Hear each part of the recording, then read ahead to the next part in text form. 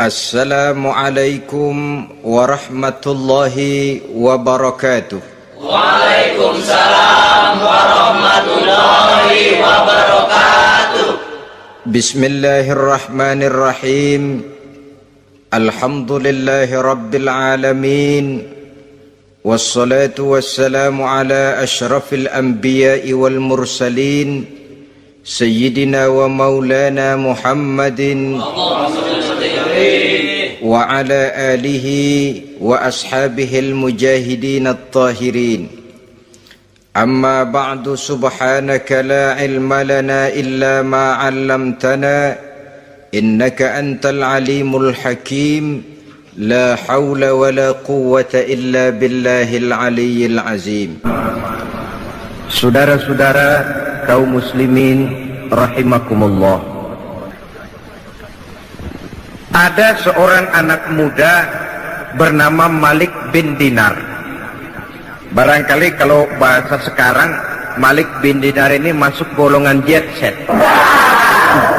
Sesuai dengan namanya, Malik itu raja, Dinar itu uang.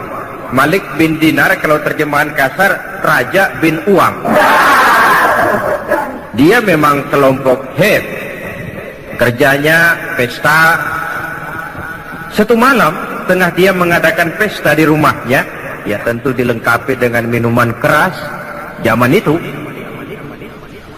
Datanglah ke rumahnya seorang tua renta dengan pakaian compang-camping. Sampai di pintu gerbang masuk, wah, sudah dicegat oleh tukang kepruk. Ada apa, Pak? Enggak, mau tanya saja, kata orang tua tadi. Yang punya rumah ini siapa? Oh, majikan saya, bos saya. Oh, Malik bin Dinar. Malik bin Dinar? Iya. Bosmu si Malik bin Dinar itu hamba apa orang merdeka? Oh, dia orang merdeka. Dia bukan hamba. Betul, kata orang tua tadi. Sampaikan salam saya kepada bosmu Malik bin Dinar. Dia memang bukan hamba, dia orang merdeka. Kalau dia hamba tidak cuma begini kerjanya. Kalau dia hamba tidak cuma untuk pesta, dia hidup. Seorang hamba adalah seorang yang juga sujud kepada penciptanya. Seorang hamba juga seorang yang sadar dari mana dia datang, di mana dia sekarang, dan kemana dia akan datang nanti. Hambamu ini memang orang merdeka, dilarang dia tidak terlarang, dicegah dia tidak tercegah, dia perturutkan kemauan nafsunya dalam hidup. Oh, dia memang benar-benar orang merdeka. Kasih tahu dia. Saudara, orang tua compang-camping ini pun lalu pergi, tidak ketahuan lagi kemana arahnya dia pergi. Disampaikanlah ucapan ini oleh si penjaga tadi kepada Malik bin Dinar.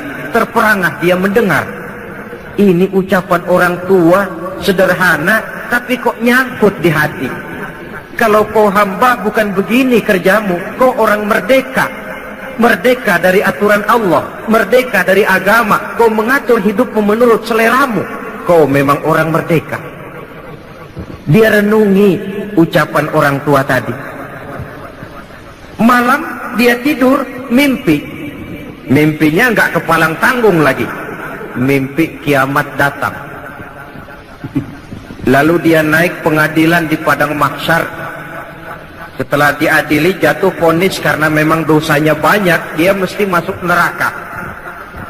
Sudah dipegang oleh malaikat Malik, mau dilemparkan ke neraka, hampir dilempar. Dia bangun dari tidurnya. Astagfirullah, katanya. Untung cuma mimpi. Kalau benar-benar bagaimana? Dia periksa seluruh tubuhnya, anggota badannya. Apa yang dia lihat? Kulit badannya terkelupas. Gemetar dia. Cuma mimpi mau dilempar ke neraka, kulit badan terkupas karena panas. Bagaimana kalau neraka betulan? Menangis dia. Terbayang segala dosa dan kesalahan yang pernah dia lakukan dalam hidup. Dia campakkan seluruh baju kebesarannya, dia tinggalkan rumah mewahnya. Sejak saat itu dia mengembara, sampai akhirnya dia menjadi seorang ulama sufi yang terkenal, Malik bin Dinar. Tetapi yang konon menurut riwayat, hampir seumur hidup beliau tidak pernah senyum. Orang pun tanya, Imam, kenapa anda ini tidak pernah senyum kami lihat? Dia jawab, bagaimana saya mau senyum? Kalau mimpi masukkan ke neraka saja kulit terkelupas, baru mimpi bagaimana benerannya. Dia rasakan, dia resapi itu dalam hidupnya. Sehingga manakala dia membaca ayat-ayat Allah, manakala dia menyebut Allah, gemetar hatinya. Tidak jarang dalam sholat sunnah dia jatuh pingsan. Begitu dia menghayati kalimat Allah dalam hidupnya. Ini contoh dari perjalanan hidup Malik bin Dinar. Jadi esensi dari ciri yang pertama ini tidak lain merasakan kehadiran Allah dekat dalam hidup. Saudara-saudara kaum muslimin yang berbahagia, kalau ini sudah tertanam dalam jiwa kita, efek positifnya yang akan timbul adalah etika otonom. Bahwa kalau saya sendiri, yang kedua itu Allah. Kalau saya berdua, yang ketiga itu Allah. Tidak ada sejengkal tanah pun tempat untuk berbuat yang tidak baik. Karena nama Allah sudah sanggup menggetarkan jiwanya. Seorang teman berkata, kalau engkau hatimu keras dan sulit untuk bersyukur, sering-seringlah main ke kuburan atau ke rumah sakit, katanya. Kau diri saja di depan itu emergency room, ruang darurat gawat, yang tiap menit datang orang keluar dari ambulan, yang kakinya terpisah, yang tangannya putus, yang kepalanya pecah. Kalau sudah melihat begitu nggak mau syukur juga, memang batu tuan. Atau sering-seringlah main ke kuburan, hayati yang kau lihat. Engkau 2 tahun yang lalu masih ada bersama saya, engkau masih ngobrol sama saya, sekarang tinggal tulang belulang di sini. Kemana wujudmu? Engkau sekarang, saya akan menyusul. Dari situ tertanam kesadaran, sehingga seorang sufi, Sufyan Tsauri namanya, dia pernah membuat lubang kubur di sebelah kamar tidurnya, lengkap dengan liang lahatnya. Kalau dia malas ibadah, dia turun ke lubang kubur yang dia buat itu. Dia berbaring di situ, seperti orang mau dikubur saja. Dia nasihati dirinya. Nah, lo nanti begini. Sekarang baru coba-coba, masih bisa bangun, masih bisa sholat. Ayo bangun sholat. Kalau benar-benar sudah begini ditutup dengan dinding ari, tidak ada lagi kesempatanmu berbuat baik. Dia nasihati dirinya sendiri. Sebab maaflah saudara, memang paling sulit sih menasihati diri sendiri. Paling sulit. Orang lain yang saya lakukan macam ini, saudara bisa mendengar. Tapi nasihat yang paling mantap sesungguhnya, kalau nasihat itu datang dari jiwa kita sendiri. Dan dalam hidup ini kan, nasihat tidak cuma yang terucap orang, yang kita lihat bisa jadi nasihat. Pertumbuhan biologis kita jadi nasihat. Kau lihat ubanmu sudah bertabur, kau lihat kulitmu mulai mengendur, kau tahu kau cuma sanggup makan bubur, kau tahu matamu sudah kabur, kau sadar sudah dekat ke lubang kubur. Atau nasihat yang timbul dari dalam jiwa, dari dalam hati ini membisik, hidup tidak pernah berjalan ke belakang, Bu. Mundur hancur, berhenti diinjak orang. Tidak ada kata berhenti dalam hidup ini. Sekali maju melangkahlah terus. Saudara hadirin yang saya hormati, kita kembali kepada masalah pokok kita, bertawakal menyerahkan hasil usaha kepada Allah. Ingat ya, hasil usaha, bukan usahanya. Kalau usahanya kita yang kerjakan, hasilnya serahkanlah kepada Allah. Nah, tawakal ini akan lebih mantap kalau diiringi dengan perbuatan yang mendekatkan kita kepada tempat yang kita jadikan bertawakal. Oleh sebab itu, ciri yang keempat ini menyambung, menguatkan yang ketiga tadi. Apa ciri yang keempat? Alladzina yuqimunas shalah. Orang-orang mukmin itu ialah mereka yang mendirikan sholat. Tawakal kepada Allah tidak cuma dalam bentuk ucapan. Udah, serahin aja deh sama Tuhan, ntar juga beres. Iya, tapi kalau nggak sholat, penyerahan itu kok rasanya, istilah Jawa, kurang marem gitu. Nggak marem, nggak mantap. Penyerahan yang tanpa diiringi dengan pendekatan kepadanya, kan konyol. Udah, serahin gubernur aja dah. Gubernurnya nggak kenal sama kita. Bagaimana mau diserahkan persoalan itu kepada beliau kalau beliau kenal saja kepada kita? Tidak. Serahkan persoalan ini kepada Allah. Iya, kau kenal tidak Allah? Kau sering berkunjung kepadanya atau tidak? Penyerahan persoalan kepadanya akan lebih mantap kalau kita memang dekat dengannya. Sarana komunikasi yang paling efektif buat mendekati Allah terletak pada ciri yang keempat ini. Alladzina yuqimuna shalah, mereka mendirikan sholat.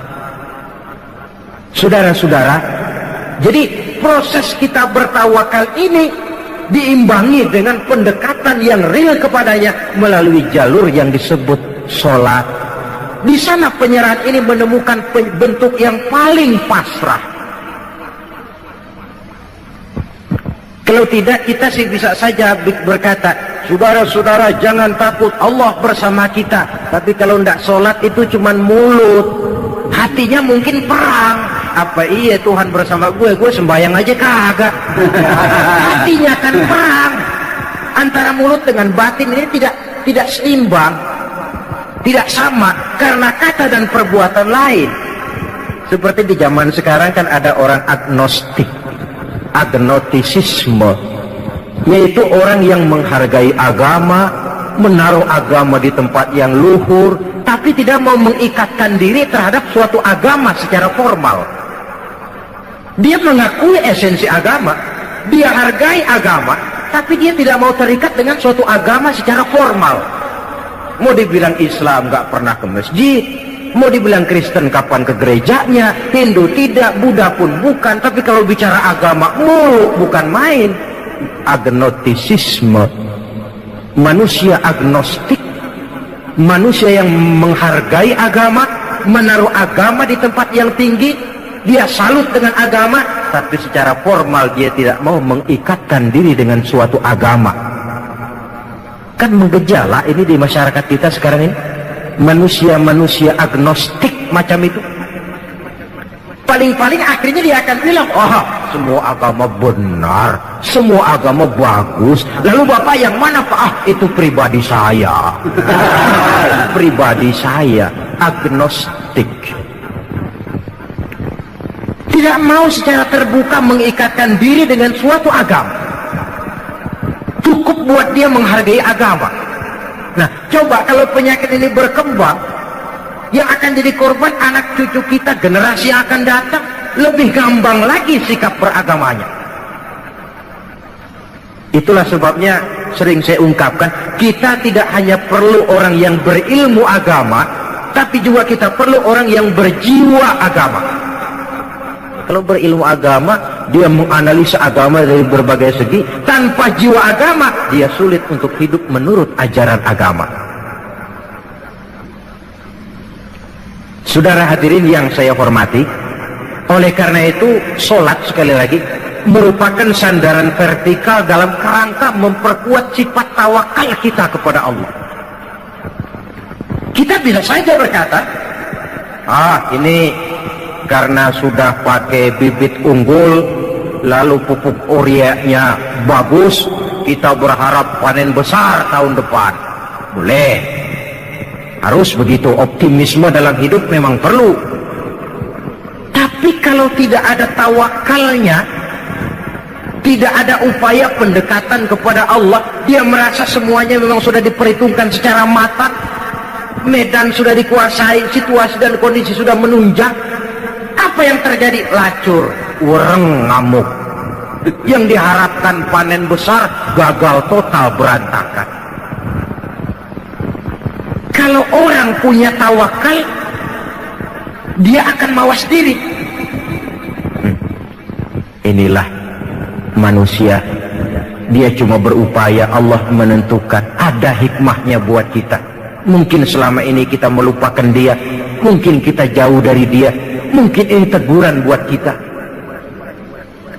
Tapi kalau dia tidak punya sifat tawakal ini, pertama frustasi, yang kedua, dan ini yang paling jelek, tapi ini memang penyakit umum, mencari kambing hitam.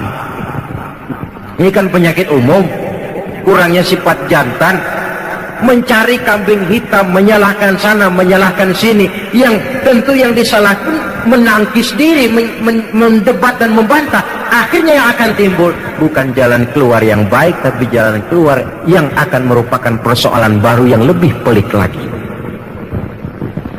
Salat untuk bertawakal kepada Allah. Selain daripada bahwa salat yang dikerjakan dengan betul, sejak syarat rukunnya sampai khusyuk dan khudu'nya, punya dampak yang positif, yaitu mencegah manusia dari perbuatan yang keji dan munkar. Baiklah ya, ini sifat yang keempat yang kelihatannya berkaitan dengan sifat yang ketiga tadi.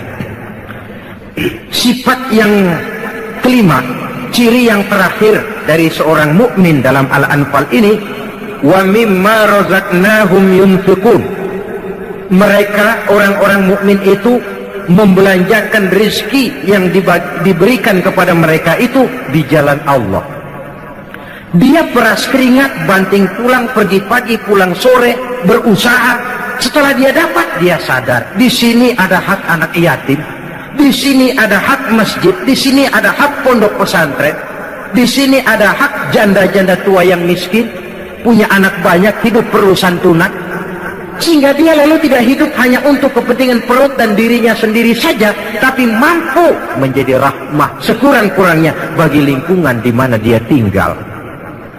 Berbahagialah manusia kalau dia dijadikan wasilah oleh Allah untuk menyampaikan rezeki kepada orang lain. Tidak ada orang jadi kaya raya lantaran dia bakhil, tidak ada orang jatuh melarat lantaran dia pemurah. Rezeki yang diberikan Allah dibelanjakan di jalan Allah, dan tidak perlu semua, Allah pun tidak menuntut semua. Pernah Rasul mengutus seorang sahabat mengambil zakat kambing dari seorang sahabat. Ambil zakat kambingnya. Sahabat yang disuruh ngambil ditanya, yang harus saya ambil kambing yang terbaik ya Rasulullah? Jangan. Lalu yang terjelek juga jangan. Yang pertengahan saja. Kalau kau ambil kambingnya yang terbaik, nanti susah hatinya orang yang punya kambing. Kambing saya yang paling bagus diambil. Kalau kau ambil kambingnya yang paling jelek, kasihan orang yang nerima, nanti dia ngedumel, kambing gempor aja dia zakatin. Keseimbangan. Hak milik pribadi ada, diakui, tapi harus berfungsi sosial. Coba, bakhil dicela dalam Islam, tapi mubazir, boros juga tidak dibenarkan dalam Islam. Jalan tengah antara boros dan bakhil, pemurah. Bedanya pemurah dengan pemboros apa? Kalau pemboros dia tidak peduli membelanjakan harta untuk sesuatu yang tidak ada manfaatnya, itu boros. Nah kalau pemurah, harta ini dia belanjakan dalam sesuatu yang jelas ada manfaatnya. Maka bersabdalah Nabi, Ar-Rahimuna yarhamuhumur Rahman, irhamu ahlal ardi yarhamkum man fis sama. Orang-orang yang punya belas sifat kasih akan dikasihi pula oleh Allah. Sebab itu sayangi apa yang ada di permukaan bumi, nanti yang di langit akan sayang pula kepadamu. Akan berlimpah kasih sayang dan rahmat Allah kepada kehidupan. Alangkah nikmatnya kalau yang kaya sayang kepada yang miskin lalu menolongnya, yang alim sayang kepada yang awam lalu membimbingnya, yang berkuasa dan kuat sayang kepada rakyat yang lemah lalu melindunginya. Akan turun rahmat Allah, akan tercipta kehidupan yang tenang, damai dan tentram. Sebaliknya, kalau yang kaya memakan yang miskin, yang alim membodoh-bodohi orang yang memang sudah bodoh, yang kuat dan kuasa malah menekan kepada yang lemah, hidup ini akan jadi bencana. Yang timbul bukan lagi kebun dunia yang indah permai, tapi barangkali neraka dunia yang membuat kita tidak kerasan menjalani hidup ini. Saudara-saudara, agaknya inilah pembicaraan kita pada pertemuan kali ini. Saya ingin mengakhiri uraian ini dengan satu cuplikan peristiwa kecil. Al-Hasan pernah bertanya kepada seorang laki-laki, "Amu'minun anta?" Apakah kamu orang mukmin? Orang ini menjawab, kalau yang dimaksud dengan mukmin itu beriman kepada Allah, malaikat, kitab, rasul dan selanjutnya, ya saya mukmin. Tapi kalau yang dimaksud mukmin seperti yang dikatakan Allah dalam ayat Anfal ayat 23 yang kita bicarakan ini, saya nggak tahu saya termasuk mukmin apa enggak katanya. Ini jawaban orang itu dan ini jawaban kita barangkali. Kalau soal iman kepada Allah, malaikat kita, pokoknya kepada rukun iman yang 6, ya kita mukmin. Tapi kalau sudah bicara Anfal ayat 2 dan 3, apakah kita mukmin? Secara jujur, marilah kita mencoba menjawabnya.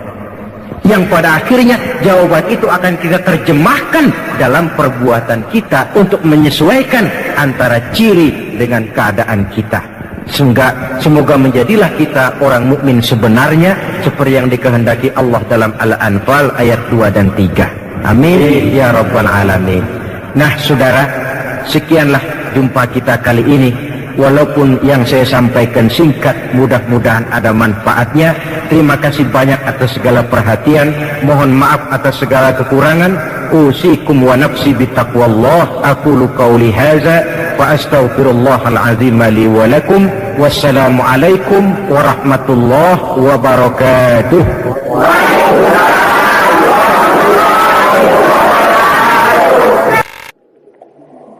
Mm-hmm.